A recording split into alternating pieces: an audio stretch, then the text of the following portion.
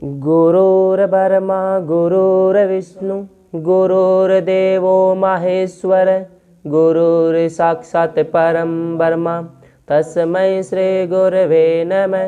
ध्यानमूलं गुरुमूर्ति पूजामूलं गुरुपदं ज्ञानमूलं गुरुवाक्य मोक्षमूलं गुरुकृपा। ओम नमो भगवते वासुदेवाय।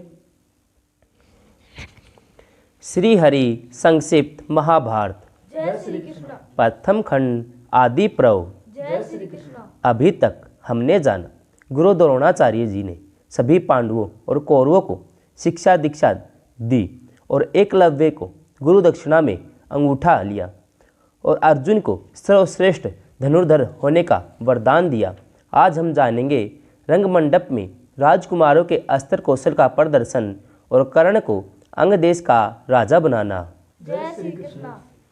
वैशंपायन जी कहते हैं, जन्मेजय जय द्रोणाचार्य ने राजकुमारों को अस्त्र विद्या में निपुण देखकर कृपाचार्य, सोमदत्त, वाहिक, भीष्म, व्यास, विदुर आदि के सामने धृतराष्ट्र से कहा, राजन, सभी राजकुमार सब प्रकार की विद्या में निपुण हो चुके हैं।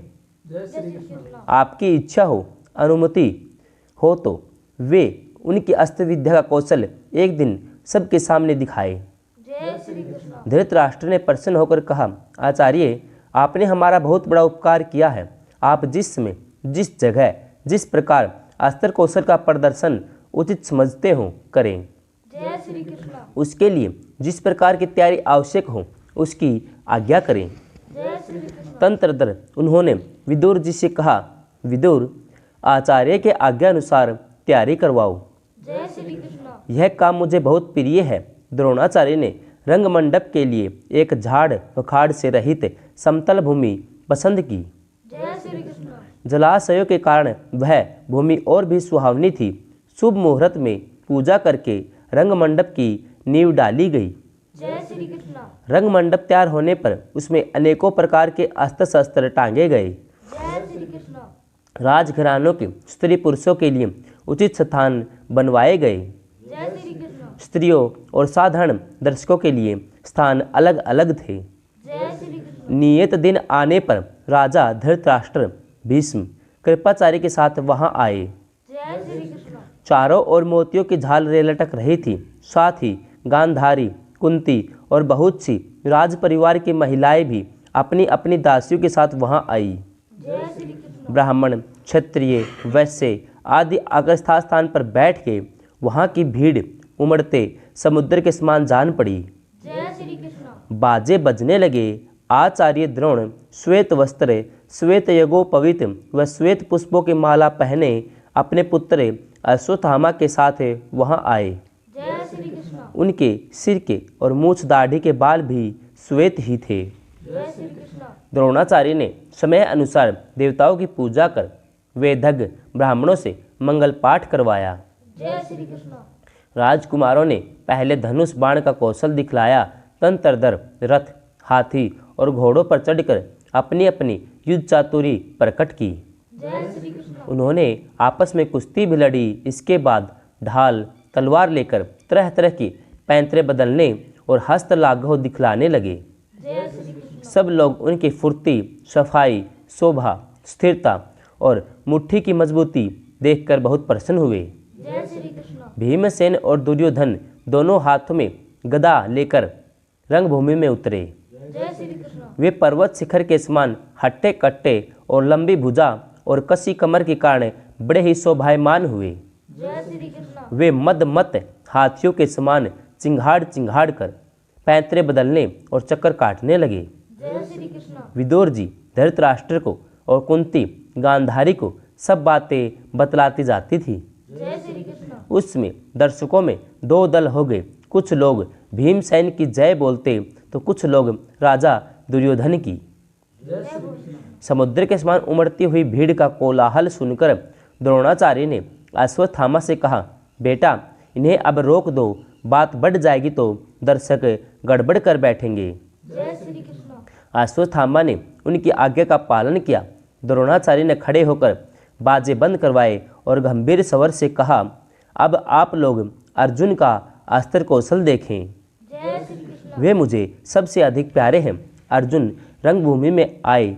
उन्होंने पहले आग्नेय अस्त्र से आग पैदा की, फिर वारुण अस्त्र से जल उत्पन्न करके उसे बुझा दिया। जय श्री कृष्ण। वायवा अस्त्र से आंधी चला दी। पर्जन्यास्त्र से बादल पैदा किए। भौमा अस्त्र से पृथ्वी और पर्वत अस्त्र से पर्वत प्रकट कर दिए। जय श्री कृष्ण। अंतर्धान अस्त्र के द्वारा वे स्वयं छिप गए और वे क्षण भर के लिए बहुत लंबे हो जाते तो पलक मारते बहुत छोटे। जय श्री कृष्ण। लोगों ने चकित होकर देखा कि वे दम भर में रथ के धुरे पर तो उसी क्षण रथ के बीच में और पलक मारते पृथ्वी पर अस्त्र कौशल दिखा रहे हैं। जय श्री कृष्ण। उन्होंने बड़ी फुर्ती, सफाई और खूबसूरती के साथ सुकुमार, सूक्ष्म और भारी निशाने उड़ाकर अपनी निपुणता दिखाई। जय श्री कृष्ण। उन्होंने लोहे के बने सुअर को इतनी फुर्ती से 5 बाण मारे कि लोग एक ही बाण देख पाए। जय श्री कृष्ण। चंचल निशाने को भी भेदा। इसके बाद खड्ग युद्ध, गदा युद्ध, धनुर्युद्ध, अनेक पैंतरे और हाथ दिखलाए। जय श्री कृष्ण। इसी समय कर्ण ने रणभूमि में प्रवेश किया। जय श्री कृष्ण। जान पड़ा मानो कोई जीता जागता पहाड़ टहलता हुआ आ रहा है। जय श्री कृष्ण। कर्ण ने अर्जुन को संबोधित करके कहा, अर्जुन घमंड न करना, मैं तुम्हारे दिखाए हुए काम और को भी विशेषता के साथ दिखला सकता हूँ। जय श्री कृष्ण। उसमें दर्शकों में तहलका मच गया। वे इस प्रकार खड़े हो गए मानो मशीन से उन्हें एक साथ खड़ा कर दिया हो। जय श्री कृष्ण। कर्ण की बात सुनकर अर्जुन एक बार तो लज्जित हो गए, पर फिर उन्हें क्रोध आ गया। जय श्री कृष्ण। कर्ण ने द्रोणाचार्य की आज्ञा से वे सभी कौशल दिखलाए जिन्हें अर्जुन ने दिखलाया था। जय श्री कृष्ण। इससे दुर्योधन को बड़ी प्रसन्नता हुई। उसने कर्ण को गले लगाकर कहा, मेरे सौभाग्य से ही आपका आगमन हुआ है। हम और हमारा राज्य आपका ही है। इच्छा अनुसार इसका उपभोग कीजिए। जय श्री कृष्ण। कर्ण ने कहा, मैं तो स्वयं आपके साथ मित्रता करने को उत्सुक हूँ। इसमें मैं अर्जुन से द्वंद्व युद्ध करना चाहता हूँ। जय श्री कृष्ण। दुर्योधन ने कहा, आप हमारे साथ रहकर सब प्रकार के भोग भोगिए, मित्रों का प्रिय कीजिए, स्त्रियों के सिर पर पैर रखिए। जय श्री कृष्ण। अर्जुन को ऐसा जान पड़ा मानो कर्ण भरी सभा में मेरा तिरस्कार कर रहा है। उन्होंने कर्ण को पुकार कर कहा, कर्ण, बिना बुलाए आने वालों और बिना बुलाए बोलने वालों को जो गति मिलती है वही तुम्हें मेरे हाथ से मरने पर मिलेगी। जय श्री कृष्ण। कर्ण ने कहा, अजी यह रंग मंडप तो सबके लिए है, क्या इस पर केवल तुम्हारा ही अधिकार है? जय श्री कृष्ण। कमजोर की तरह आक्षेप क्या करते हो? साहस हो तो धनुष बाण से बातचीत करो। जय श्री कृष्ण। मैं तुम्हारे गुरु के सामने ही तुम्हारा सिर धड़ से अलग किए देता हूँ।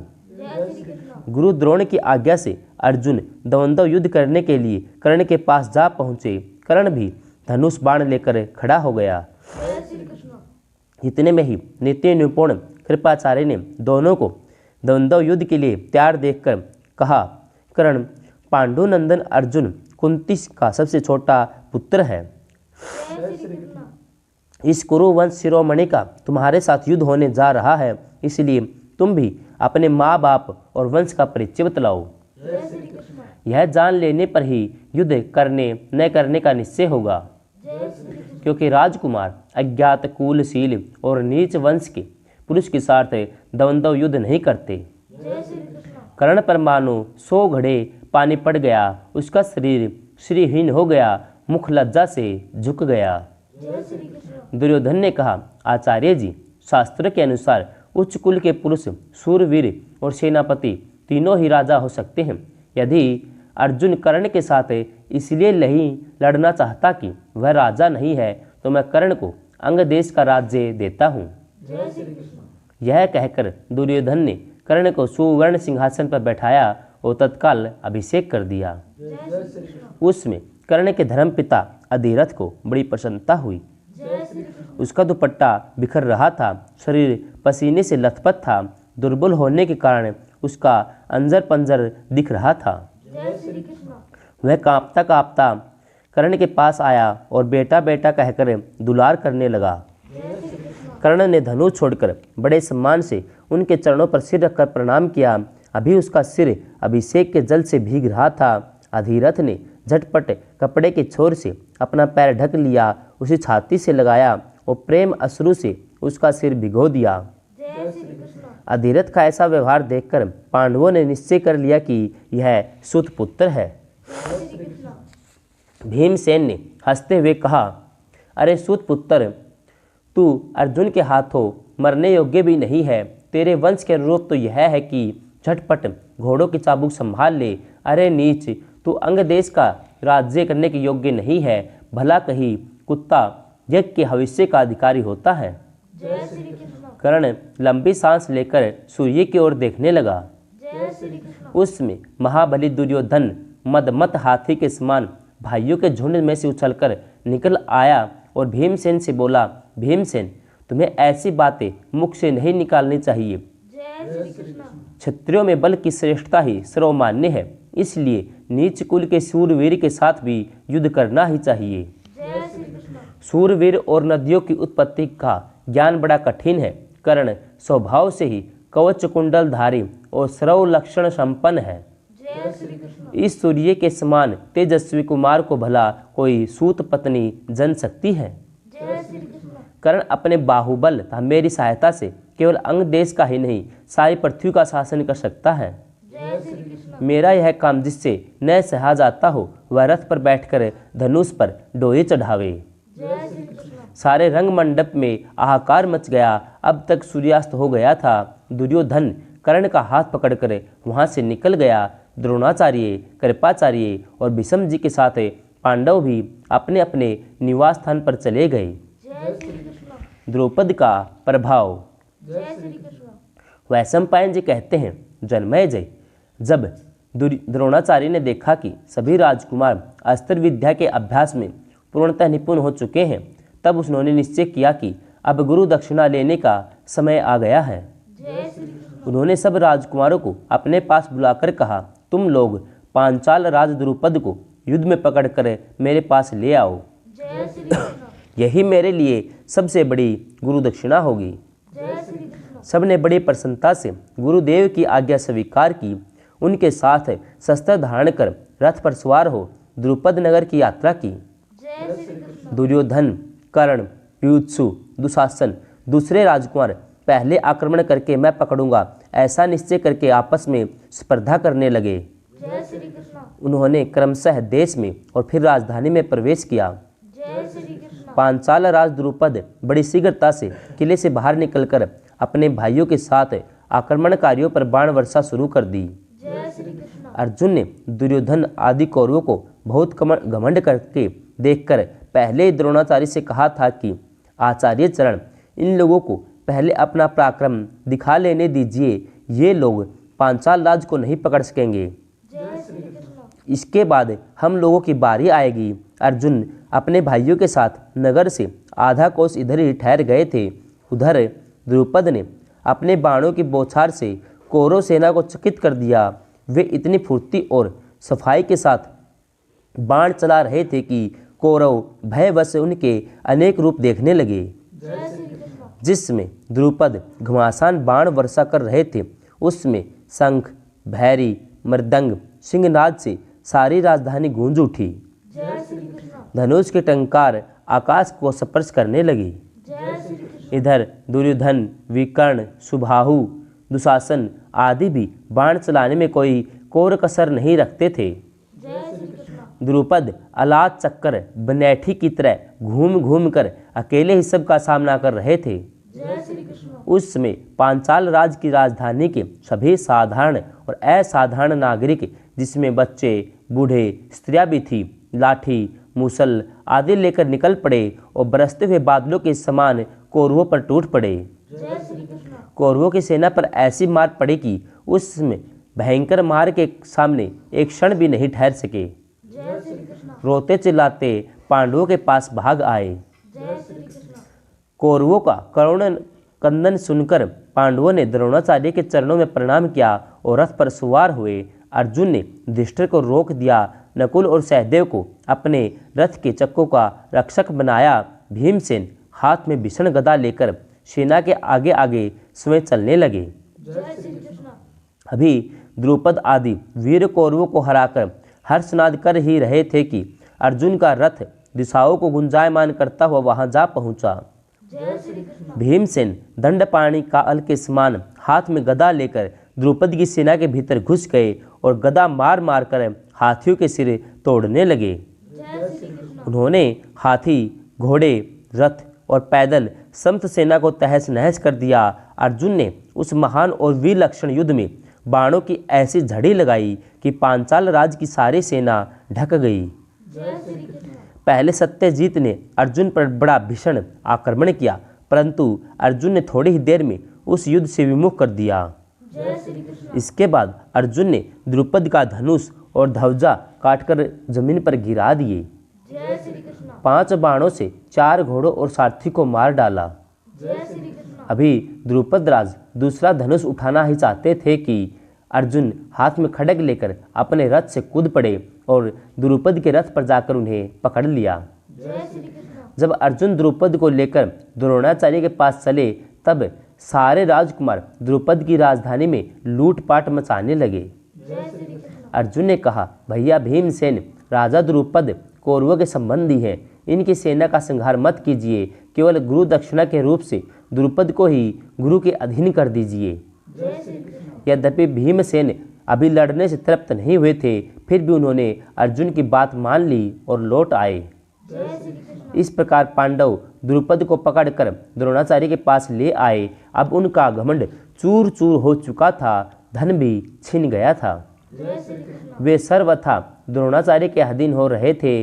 उनकी यह स्थिति देखकर आचार्य द्रोण बोले, द्रुपद, मैंने बलपूर्वक तुम्हारे देश और नगर को रोंद डाला है, अब तुम्हारा जीवन तुम्हारे शत्रु के अधीन है। जय श्री कृष्ण। क्या तुम पुरानी मित्रता को चालू रखना चाहते हो? उन्होंने तनिक हंसकर और भी कहा, द्रुपद, तुम प्राणों से निराश मत हो, हम तो स्वभाव से ही समाजशील ब्राह्मण हैं। बचपन में हम लोग एक साथ खेला करते थे, वह प्रेम संबंध अब भी है। जय श्री कृष्ण। राजन, मैं चाहता हूँ कि हम लोग फिर से वैसे ही मित्र बन जाएं। मैं तुम्हें वर देता हूँ कि तुम आधे राज्य के स्वामी रहो। जय श्री कृष्ण। तुमने कहा था कि जो राजा नहीं है वह राजा का सखा नहीं हो सकता, इसलिए मैं भी तुम्हारा आधा राज्य लेकर राजा हो गया हूँ। जय श्री कृष्ण। तुम गंगा जी के दक्षिण तट पर राजा रहो, मैं उत्तर तट तक। जय श्री कृष्ण। अब तुम मुझे अपना मित्र समझो। द्रुपद ने कहा, ब्राह्मण, आप जैसे पराक्रमी उदार हृदय महात्माओं के लिए यह कोई आश्चर्य की बात नहीं है। मैं आपसे प्रसन्न हूँ और आपका अनंत प्रेम चाहता हूँ। जय श्री कृष्ण। अब द्रोण ने उन्हें मुक्त कर दिया और बड़ी प्रसन्नता से सत्कार करके आधा राज्य दे दिया। जय श्री कृष्ण। द्रुपद महाकंदी प्रदेश के श्रेष्ठ नगर कामपिल्ले में रहने लगे। उन्हें दक्षिण पांचाल कहते हैं। जय श्री कृष्ण। वहाँ श्रमणवती नदी है। जय श्री कृष्ण। इस प्रकार यद्यपि द्रोण ने द्रुपद को पराजित करके भी उनकी रक्षा ही की, परंतु द्रुपद मन में संतोष नहीं हुआ। इधर अहिचित्र प्रदेश की अहिचित्रा नगरी में द्रोणाचार्य रहने लगे। अर्जुन के पराक्रम से उन्हें यह राज्य प्राप्त हुआ था। जय श्री कृष्ण। जय श्री कृष्ण।